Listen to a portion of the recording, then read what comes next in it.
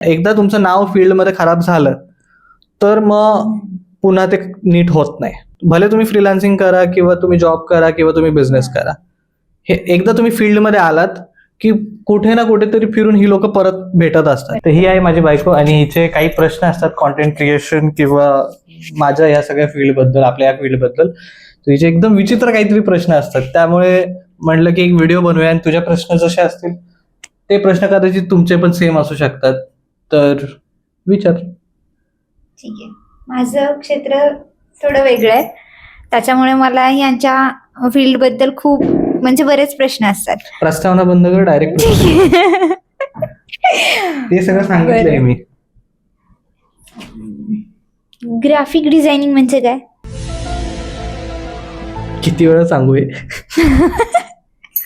जे काही digital design होतं ना, डिजिटल किंवा प्रिंट किंवा जी कुठली गोष्ट तू बघतेस डिझाईन होते, म्हणजे फ्लेक्स, आता तिथं कॅलेंडर लावलंय, ते कॅलेंडर किंवा सोशल मीडियावरती आपण एखादी पोस्ट बघतो, ऍडव्हर्टाइजमेंट बघतो, हे सगळं डिझाईन होतं, त्याला ते ग्राफिक डिझायनिंग बोलतात. ओके. डोक्यावरनं गेलं? हो नाही. हा. ठीक आहे. मग ग्राफिक डिझायनर आणि तुम्ही बोलता तो कोर्स तुम्ही म्हणजे बनवला होता हा इलस्ट्रेशन हा वरती, मग त्या दोघांमध्ये काय फरक आहे? इलस्ट्रेटर आणि ग्राफिक डिझायनर. इलस्ट्रेटर आणि फोटोशॉप. अच्छा, ठीक आहे. फोटोशॉप म्हणजे आता त्याच्यात दोन पार्ट आहेत. जसं मी आता म्हणतानाच मागाशी काय म्हणलं की कॅलेंडर किंवा फ्लेक्स, आणि नंतर मी काय म्हटलं सोशल मीडिया. तर जे काही डिजिटल आहे, जे ज्याला आपण हात नाही लावू शकत, जे स्क्रीनवरती असतं, ते सगळं फोटोशॉपला बनतं. जे काही प्रिंट होणार आहे हे सगळं इलस्ट्रेटरवरती बनतं. कधी कधी प्रिंटसाठी पण आपण फोटोशॉप वापरतो, पण काही त्याच्या टेक्निकल गोष्टी आहेत ज्याच्याने आता समजा खूप मोठा फ्लेक्स आहे, आता 10x20 किंवा असे कुठले रस्त्याच्या बाजूला जे फ्लेक्स लागलेले असतात ते खूप मोठे असतात, किंवा त्याच्यात एखादं ग्राफिक असतं, इलस्ट्रेशन असतं, हे सगळं इलस्ट्रेटरला बनतं. फोटोशॉपला फक्त डिजिटलवाला पार्ट बनतो. अच्छा, कळतंय का? डोक्यावर जातंय नाही. समजतंय थोडं. की समजा आता हे कॅलेंडर, पुन्हा ते कॅलेंडरवरती, आता कॅलेंडरवरती जे ऍड लागलेत ना आजूबाजूने, ते कदाचित फोटोशॉपवरती बनवू शकतात. छोटी साईज आहे, पण ते त्याच्यात त्या तारका ज्या आहेत, वरती अरेंजमेंट आहे, ब्लॉक आहेत सगळे, हे सगळं मेजरमेंटचं काम आहे. आणि त्याच्यात जे छोटे छोटे ग्राफिक्स आहेत, ते ज्या दिवसाचं महत्वाचं आणि ते काय काय दिलेलं असतं ना, छोटे छोटे आयकॉन, हे सगळं इलस्ट्रेटरला बनवू शकतं. फोटोशॉपला ते थोडं अवघड असतं, म्हणून मग ते Illustrator. Illustration, Photoshop complete artwork type. कळलं? ठीक आहे. पुढचा प्रश्न. आता मला माहिती आहे तुमची ड्रॉइंग खूप छान आहे, माझी एवढी नाही आहे ड्रॉइंग, म्हणजे ठीक नाही आहे, पण मला फोटोशॉप शिकायचे किंवा हे तुमचं काम शिकायचंय, पण माझं ड्रॉइंग चांगलं नाही. मग ड्रॉइंग येणं गरजेचंच आहे त्यासाठी? असेल चांगलं, ड्रॉइंग चांगलं असेल तर एक ॲडव्हान्टेज आहे की तुम्हाला पटकन कॉन्सेप्ट समजतात. कलर थिअरी, टायपोग्राफी, अलाइनमेंट, स्पेसिंग, ह्या सगळ्या गोष्टी तुला पटकन समजतात. ड्रॉइंग येत नसेल पण ह्या फील्डमध्ये इंटरेस्ट असेल तर मग येऊ शकतं, काही प्रॉब्लेम नाही, फक्त थोडासा वेळ लागेल समजायला. असं आहे. ड्रॉइंग जर येत असेल तर एक ॲडेड ॲडव्हान्टेज आहे की तुम्हाला पटकन ते कलर समजतात, कलर कशासोबत कुठला कलर छान दिसतो हे तुम्हाला पटकन समजतं. म्हणजे आणि थोडासा इंटरेस्ट आधीपासून असतो. म्हणजे ड्रॉइंगच नसेल येत, ड्रॉइंगच चांगलं नसेल किंवा इंटरेस्ट नसेल ड्रॉइंग मध्ये, पण ग्राफिक डिझायनिंग मध्ये इंटरेस्ट असेल तर ते किंवा ग्राफिक डिझायनिंग मध्ये इंटरेस्ट येणारच नाही लवकर जर तुमचं ड्रॉइंग चांगलं नसेल, कारण तुम्हाला ते फील्डच ते सगळ्या गोष्टी समजतच नाहीत. ते शिकून सगळं येऊ शकतं. शिकल्यावर काय सगळं येईल, फक्त ड्रॉइंग येत असेल, ड्रॉइंग मध्ये इंटरेस्ट असेल तर थोडं लवकर येईल. अच्छा, अजून एक प्रश्न होता. येऊ दे, जेवढे येतात तेवढे. ते तुम्ही सारखं बोलता की फ्रीलान्सिंग, मग ते काय असतं? आता समजा तू जॉब करतेस. जॉब करणं आणि दुसरी गोष्ट असते बिझनेस करणं. जॉब आणि बिझनेसच्या मधला भाग असतो तो फ्रीलान्सिंग आहे. अच्छा. म्हणजे घरी बसून. नाही असं नाही. जॉब म्हणजे आपण पगारावरती आहोत, जेवढं काम येतं तेवढं करायचं, जेवढं काम करू महिन्याच्या शेवटी आपल्याला पगार मिळतो ठरलाय तेवढा. हे झालं जॉब. हे साधं सिंपल सगळ्यांना माहिती आहे. त्याच्यानंतर आहे बिझनेस, की तुम्ही तुमचा बिझनेसच चालू करा आणि तिथे तुम्ही लोकांना कामाला ठेवा, तुम्ही काम करा, जो काही पैसा येईल क्लायंट कडून तो सगळा तुमचा, बाकी उरला सॅलरी, असलं सगळं होतं. फ्रीलान्सिंग त्यातला मधला भाग आहे जिथे तुम्ही एकटे असता. तुम्ही एखादं प्रोजेक्ट घेता, म्हणजे तुमच्याकडे ते स्किल आहे, तुमच्याकडे तो क्लायंट आलाय, तो तुम्हाला म्हणतो की हे माझं प्रोजेक्ट आहे, या प्रोजेक्टचे एवढे एवढे चार्जेस असतील, तुम्ही तुमचे चार्जेस सांगता, नेगोसिएशन होतं, प्रोजेक्ट वरती डन होतं. असं समज पिक्चर बनवताना जसे लोक एकत्र येतात ना, त्याला फ्रीलान्सिंगच म्हणू शकतो.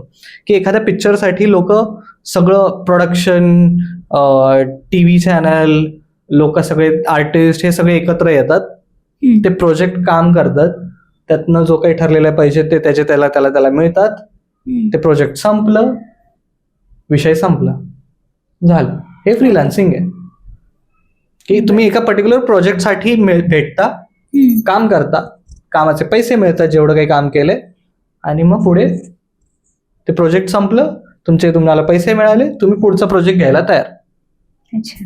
तुम्ही जे आर्टफिना मराठीवरती शिकवता तो 7 दिवसाचा कोर्स मी कम्प्लीट केला. आता इलस्ट्रेशन सुद्धा शिकेन. त्याच्यानंतर मला जर ऍज अ फ्रीलान्सर म्हणून काम करायचं असेल तर मग कसं मला मिळेल काम, किंवा मग काम कसं मिळवायचं ह्याच्यासाठी तुम्हाला पहिलं तर ओळख लागते. साधं उत्तर आहे त्याचं की लोकांना कसं कळणार की तुम्ही फ्रीलान्सिंग करताय. एक तर तुम्हाला ओरडून ओरडून सांगावं लागेल. मग तुम्ही सगळ्यात पहिले कुणाला सांगू शकता, फ्रेंड्स आणि फॅमिली. मित्रांमध्ये आणि तुमच्या फॅमिलीमध्ये हे माहित पाहिजे की तुम्ही हे सगळं काम करता. हे सगळं तुम्ही काम करता हे माहित असल्यावरती तुमच्याकडे सगळ्यात कधी काही गरज पडली तर तुमच्याकडे येणार. असं सोपं नाहीये की आज माझा कोर्स झाला, मला आता हे स्किल्स येतात तर मग आता माझ्याकडे काम यायला चालू होईल, असं नाही होत. आता मी सुद्धा जेव्हा चालू केलेलं तर माझ्याकडे एकदमच सगळे एकदम प्रोजेक्ट आले असं नाही, वर्षात 1-2 प्रोजेक्ट करायचे, त्याच्यातनं मग ओळख झाली. अच्छा, मग त्या लोकांना कळतं की अच्छा हा चांगलं काम करतोय, मग ते अजून 2-3 जणांना सांगतात, मग त्याच्यातनं हळूहळू काम वाढत जातं. हे असंच होतं. ऑनलाईन जे काही आहेत वेबसाईट्स फ्रीलान्सिंग साठीच्या, ते खूप कॉम्पिटिशनने भरलेले आहेत. जर करायचं असेल तर ते ट्राय करू शकता, पण तिथे मिळेलच असं नाही, कारण तिथे आधीपासून लोक आहेत जे खूप चांगलं काम करतात. मग कशाला कोण तुमच्याकडे येईल, कारण तुम्ही नवीन दिसता त्या त्या वेबसाईट्सवरती.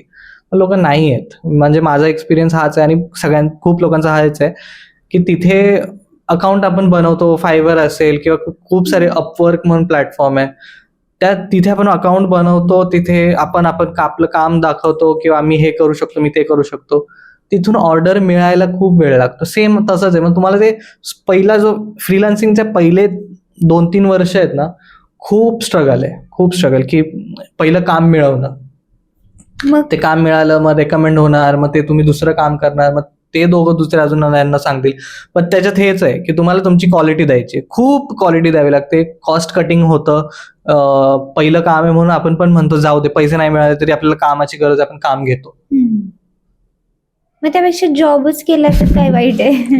म्हणजे त्यांनी ओळख पण होईल. हो, मग ते चांगलं की बेस्ट मॉडेल. म्हणजे तू ते म्हणतेस ते बरोबर आहे.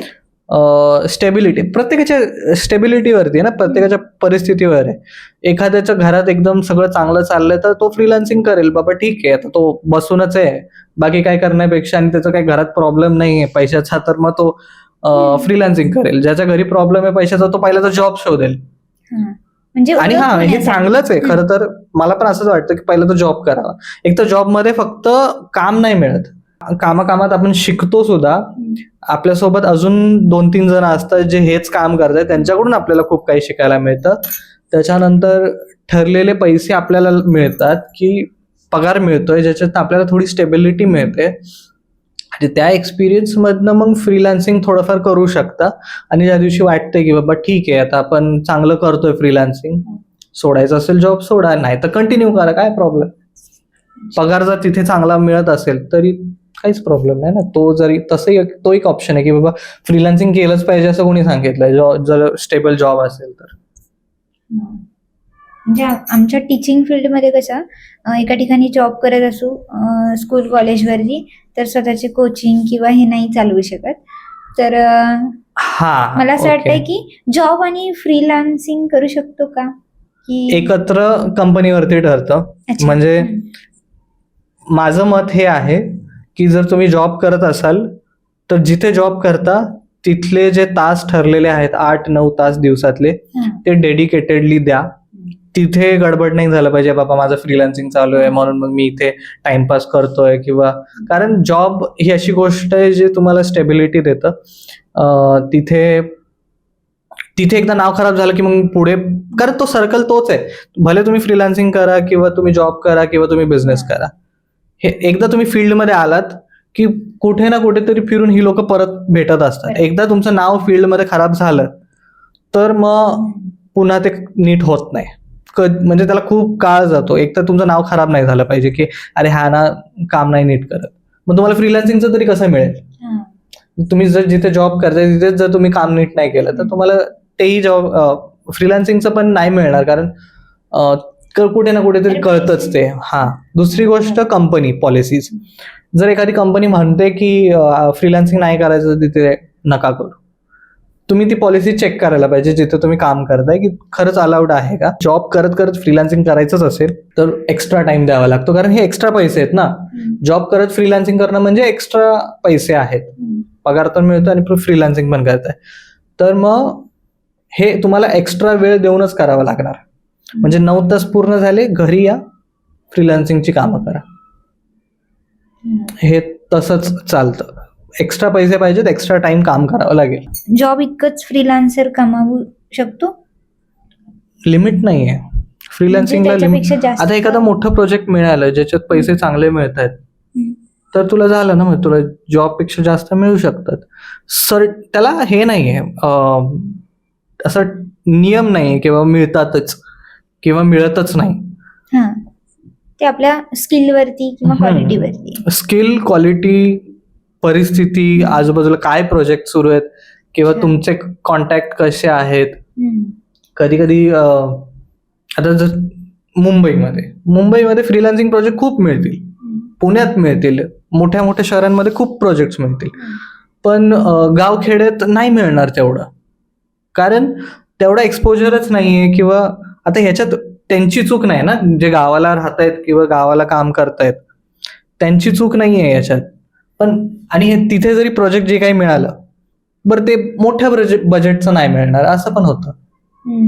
लो बजेट असू शकतं थोडंफार, असंही असतं. आता ह्याच्यात कम्पॅरिझन नाहीये ते, पण फॅक्ट आहे की बाबा आता गावखेड्यात तेवढं नाहीये. किंवा कदाचित असं खूप वेळा होतं की फ्रीलान्सिंग करत असताना आपण काम तर करून देतो आणि समोरचा क्लायंट पैसेच देत नाही. कितीतरी वेळा मागावं लागतं. हे तर खूप होतं की अरे आपल्यासोबत किती वेळा होतं की आपण काम करून देतो, आता पैसेच येत नाहीत. खूप वेळा फोन करावा लागतं, 2-2, 3-3 महिने मागे लागावं लागतं, तेव्हा कुठे ते पैसे येतात. त्यासाठी एक ऑप्शन आहे की बाबा ॲडव्हान्स घेणे, फायनल प्रोजेक्ट फुल पेमेंट झाल्याशिवाय पाठवायचंच नाही. आता हे असं करावं लागतं. मग एक शेवटचा प्रश्न विचारा, तर काहीतरी असं डेंजर विचारलं. तेच रोज कसे विचारते, कॅमेरा चालू झाल्यावर काय झाले, डेंजर काहीतरी प्रश्न विचार. म्हणजे असं त्यांना पण असं वाटतं पाहिजे अरे काय विचारले. तसे तर खूपच प्रश्न आहेत मला. कॉन्टेंट क्रिएटर व्हायला आता तुम्ही सारखं बोलता की सोशल मीडिया मॅनेजर आणि हे ते, तर मग कॉन्टेंट क्रिएटर म्हणजे नक्की काय काय बाबा त्याचं काम नक्की? कॉन्टेंट क्रिएटर काय पण सांगू नका. कॉन्टेंट क्रिएटर जो कॉन्टेंट बनवतो मग असं तर कुठून पण कॉपी पेस्ट करून नाही पिंटरेस्ट वरून हे ते नाही घेईन. नाही नाही. मग म्हणजे कॉन्टेंट क्रिएटर आणि कॉन्टेंट स्ट्रॅटेजिस्ट हे वेगळं आहे. अच्छा. हा, कॉन्टेंट क्रिएटर म्हणजे जो आता मी समजा आता हा व्हिडिओ बनवतोय, हा आपण कॉन्टेंट बनवतोय, ठीक आहे. आणि ह्या कॉन्टेंटचं प्लॅनिंग, की आता आपण काल बसून ठरवलं की आपण असा एक व्हिडिओ करूया, हे झालं प्लॅनिंग. आता हा कधी अपलोड झाला पाहिजे, हा व्हिडिओ कधी अपलोड झाला पाहिजे, किती वाजता अपलोड झाला पाहिजे, याचं कॅप्शन काय असलं पाहिजे, याचं टायटल काय असलं पाहिजे, याचं थंबनेल कसं असलं पाहिजे, हे कॉन्टेंट स्ट्रॅटेजिस्ट. कॉन्टेंट क्रिएटर आणि ह्याचं प्लॅनिंग करणं म्हणजे स्ट्रॅटेजिस्ट, कॉन्टेंट स्ट्रॅटेजिस्ट. मग काय काय फक्त चॅट जीपीटी? शेवटचा प्रश्न होता. एक विचारते ना, सुचलाय तर.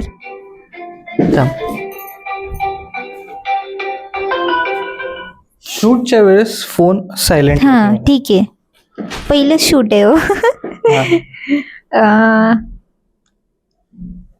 मग मी एखादी आयडिया पिंटरेस्ट वरून किंवा चॅट जीपीटीला विचारून जर घेतली किंवा ती डिझायनरला दिली पुढे, एडिटरला किंवा काय, तर मग मी झाले का कॉन्टेंट क्रिएटर?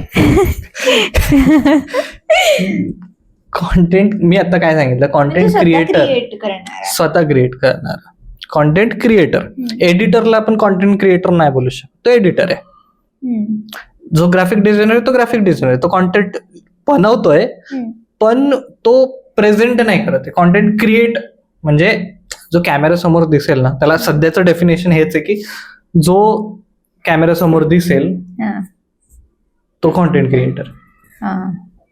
आणि जो बॅकएंडला ही जी टीम आहे त्यांना प्रत्येकाला आधीपासूनच नाव आहे, ग्राफिक डिझायनर, एडिटर.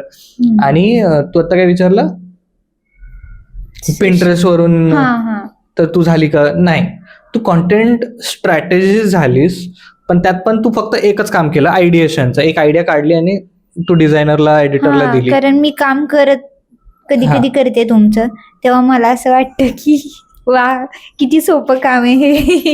इकडून पिंटरेस्ट वरून कॉपी करणं आणि त्यात थोडेसे चेंजेस करून पुढे देणं. नाही, हे झालं आयडिएशन. वाटलं की मला येते बाबा काहीतरी. आयडिएशनचं काम आहे. तुला ती आयडिया आवडली, तू म्हणलीस की आपण हे ब्रँडसाठी करू शकतो. पण कॉन्टेंट स्ट्रॅटेजिस्ट डेडिकेटेडली असं प्रॉपर खरंच कॉन्टेंट स्ट्रॅटेजिस्ट बनायचं असेल तर तुला सगळ्यात पहिलं आयडिया चांगली शोधता आली पाहिजे स्वतःची. त्याच्यानंतर ती आयडिया खरंच ब्रँड सोबत जाते का, बरं त्यांनी ते केलं, त्याच्यानंतर त्याच्यातनं किती रिटर्न मध्ये काय आलं, ऑर्डर आल्या का, लाईक्स आले का, व्ह्यूज आले का, एंगेजमेंट झाली का ब्रँड सोबत कस्टमरची. त्याच्यानंतर समजा तो कॉन्टेंट जर चालला नाही चालला, का नाही चालला, याचा ॲनालिसिस, हे स्ट्रॅटेजीचा भाग आहे. ते कधी मगाशी जसं म्हणलं तेच की कधी अपलोड झालं पाहिजे, किती वाजता अपलोड झालं पाहिजे, त्याचं काय कॅप्शन असलं पाहिजे. एक शेवटचा प्रश्न, कॉन्टेंट क्रिएशन शिकता येतं? हो, थोडीफार क्रिएटिव्हिटी तर पाहिजे. पण येतं. कसं काय प्रोसेस बाबा? एक तर युट्यूब वरती शिकता येतं, दुसरी फ्रीमध्ये शिकायचं असेल तर जसं आता हा व्हिडिओ आहे, तुम्ही बघताय, तुम्ही ऐकताय, तुम्ही शिकताय, असे कितीतरी व्हिडिओज आहेत. मराठीमध्ये नाही आहेत, मराठीमध्ये खूप कमी करतायत हे सगळं, आणि कोण करतंय मला माहित नाही. आता आपणच करतोय, आपणच पहिल्यांदा असलं काहीतरी करतोय. हिंदी इंग्लिशमध्ये खूप आहे कॉन्टेंट. त्याच्यानंतर कोर्सेस आहेत जर तुम्हाला करायचे असतील, ऑनलाईन ऑफलाईन कोर्सेस आहेत, क्लासेस आहेत, त्यांच्याकडे जाऊन करू शकता. किंवा मग प्रॉपर 3 वर्षाचं शिक्षणच घ्यायचं असेल तर PMM, mass media, bachelor in mass media. मग त्याच्यातनं तुम्हाला हे सगळं फील्ड आणि अजून डिटेलमध्ये समजतं. तुमचे अजून मित्र बनतात त्याच फील्डमधले, मग तुम्ही अजून काय काय काय काय शिकायला लागतं. सगळ्यात बेस्ट तर हे आहे की काम करत करत शिकणे. जसं आता तू करतेस काम, तुला समजत चाललंय, तुम्हाला विचारते प्रश्न, मी तुला सांगतो, तुला ऍक्च्युअल काम दिलं जातं, तू काम करतेस आणि मग ते तुला कळतंय. म्हणजे कॉन्टेंट क्रिएशन म्हणजे नुसत्या Pinterest वरच्या आयडिया नाही, नाही. इकडे कॉपी पेस्ट करणं नाही. किंवा त्यात थोडस काहीतरी थोडेफार चेंजेस करून कॉन्टेंट स्ट्रॅटेजीज त्याला म्हणत हा. नाही, ते फक्त अच्छा. कॉपी पेस्टचं काम आहे की त्यांनी बनवलं मग आपण पण बनवलं, झालं आपलं काम, असं नाही. कारण मला सुरुवातीला तर किती चांगलं वाटलं की वा म्हणजे मला पण येतंय काहीतरी, पण नाही ते तसं तसं नाही, ते नाही. हा. येतं पण त्याला असं म्हणू जे नाही मी शकत. समजत होते ते हे नाही नाही. नाही नाही. झालं. हा ठीक आहे. ठीक आहे, तर तुम्हाला हा व्हिडिओ कसा वाटला हे नक्की कमेंटमध्ये सांगा. तुमचे काही प्रश्न असतील तर विचारा. आशा करतो की तुम्हाला हा व्हिडिओ आवडला असेल आणि नवनवीन अशा काही ना काहीतरी गोष्टी आपण घेऊन येतच असतो. तुम्ही आठवीना मराठीला जर फॉलो करत असाल तर तुम्हाला माहित असेल की आतापर्यंत आपण काय काय नवीन केलेलं आहे, हे पण पहिल्यांदा करतो. जर हे आवडलं तर आपण पुन्हा पुढच्या भाग असा करू शकतो, 2, 3, 4 किती पाहिजेत तेवढे. हिच्याकडे काही प्रश्न कमी नाही आहेत, तिचे नवीन नवीन प्रश्न येत असतात. आपण असा व्हिडिओ करत राहूया. आणि व्हिडिओ आवडला असेल तर नक्की सबस्क्राईब करा आणि लाईक करा, कमेंट करा आणि आजचं सबस्क्राईब करायलाही सांगेल. हे बोलले ते यांच्या एवढं मला चांगलं बोलता नाही येत. तिला खूप चांगलं बोलता येतं, फक्त आज कॅमेरा चालू आहे म्हणून ती बोलत नाहीये. हा. चॅनलला सबस्क्राईब करायला नक्की, बघ माझी गडबड झाली, चॅनल सबस्क्राईब करायला विसरू नका. धन्यवाद.